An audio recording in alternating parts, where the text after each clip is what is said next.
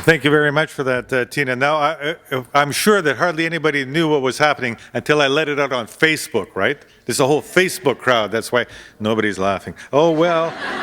Oh, well, I made at least a feeble attempt. Instead, I'll go back to my introduction. How's that? So, again, I'm going to introduce, and then we'll have reading for 10 minutes, and then a talk, and we'll open it up to questions. So, here's my introduction. Jane Urquhart was born at Little Long Lac, Ontario, and grew up in Toronto. She is the author of 7 acclaimed novels: The Whirlpool, which was awarded Best Foreign Book in France; Changing Heaven; Away, which is winner of the Trillium Award; The Underpainter, winner of the Governor General's Award; The Stone Carvers, which was a finalist for the Giller Prize and the Governor General's Award; and The Map of Glass, a finalist for a Regional Commonwealth Writers' Prize for Best Book. She is also the author of a collection of short fiction and 4 books of poetry. Her work has been translated into numerous foreign languages. She has received the Marion Engel Award and is a Chevalier dans l'Ordre des Arts et des Lettres. I like to do that. In France, and an officer of the Order of Canada. Would you please join me in welcoming Jane Urquhart to read from her new book.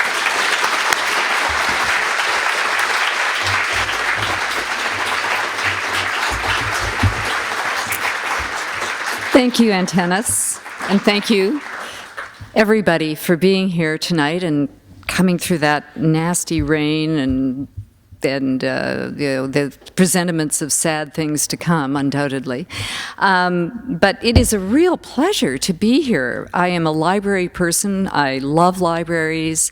One of the first things that happened to me when I was published a long time ago, very long time, I'm not even going to tell you how long ago, was that I went down to the local library in Waterloo, Ontario, and opened the card file, which should tell you quite a lot, and searched, alas in vain, for a card that said False Shuffles by Jane Urquhart. This was a book of poetry that was published in an edition of about maybe 90, but I was still dying to see it. However, the librarian, kind soul that she was, agreed to order a copy of it so that I could repeat that experience. And then she called me and she said, I think it's here. And I went back to the library, walked in, opened the card file, and had the marvelous thrill of seeing my name and a book in that card file, because I had spent a huge amount of time in libraries, Toronto libraries, as a child and as a young person. And in fact, I used to skip school to go to the Central Library. I mean, how nerdy is that?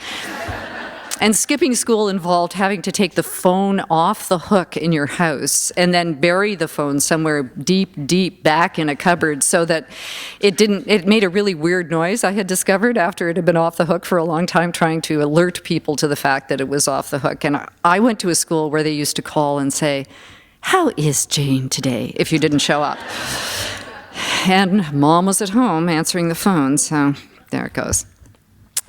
This is a book that was born as a result of my obsession with 3 things. And it often seems to be that way with books in me. I'm often preoccupied, obsession perhaps is too strong a word, by 3 or sometimes 2 or 3, sometimes 4 disparate things. But the things that were on my mind in the last 5 years were monarch butterflies, Mexican migrant workers, and the fact that not only had Canada entered a combat role in Afghanistan, women were serving in Afghanistan as combatants.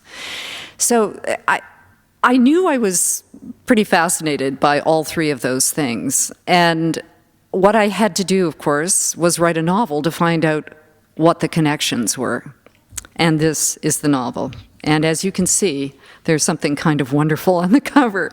And that's one of the biggest things. I should say about the butterflies, and then I'm going to read very, very briefly, that when I was a child and a teenager and a young adult, at the end of the lane where I have spent every summer of my life, there was a tree that used to be, at the end of the summer, just suddenly covered in monarch butterflies, literally tens of thousands of monarch butterflies. And we didn't know, no one knew, in fact, where why those butterflies were gathering and where they went after they gathered. It took a man called Fred Urquhart, no relation to me, weirdly enough, to discover that, in fact, they went to a remote mountain in Mexico. But in those days, we just thought it was some kind of miracle, or that the butterflies had lost their mind, or that we just didn't know what happened. But it was like a torch lighting the end of the summer. And I have to say, sadly, that in recent years, my butterfly tree doesn't happen anymore. So that's part of the reason, I think, that I was as interested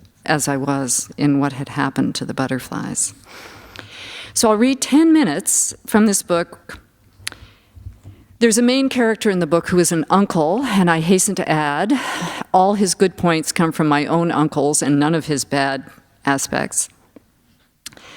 I'm going to read a little bit from a story that the uncle tells, but in advance of that, I'm going to read a paragraph that, for some reason, was chosen by people. I've just come back from a cross-country publicity tour in radio stations and on television stations and various other places. It's always interesting to see, because, of course, you only have a tenth of a second, really, to read anything under those kind of conditions. And to see what people zero in on is quite fascinating, because it means that perhaps that one paragraph sums up at least what they were able to get from the book. And over again, it was this paragraph. So I'll read that first, then I'll read you a little bit of a story that the uncle tells.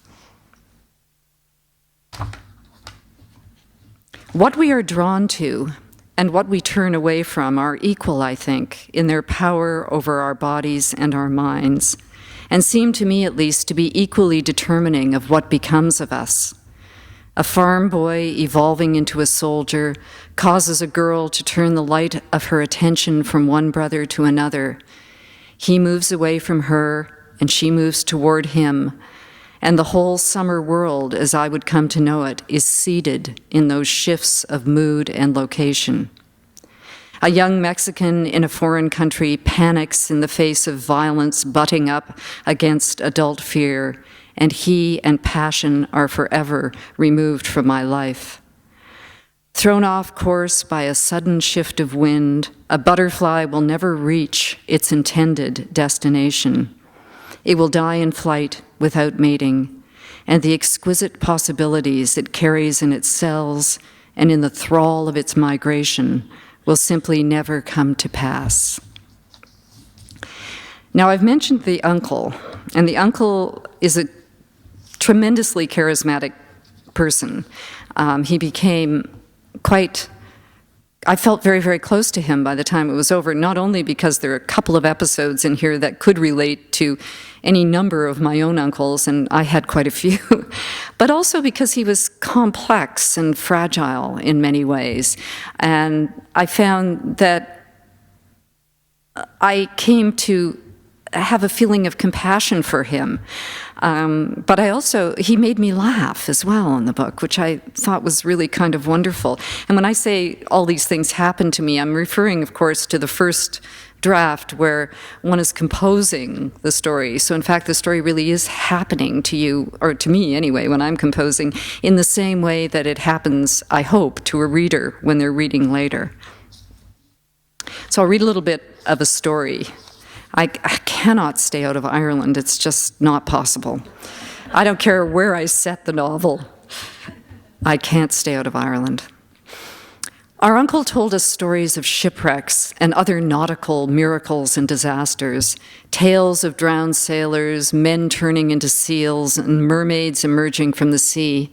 He told these stories over and over on this farm until we half believed that all of these tragedies and transformations had taken place at the end of the lawn in the great lake water that shone there.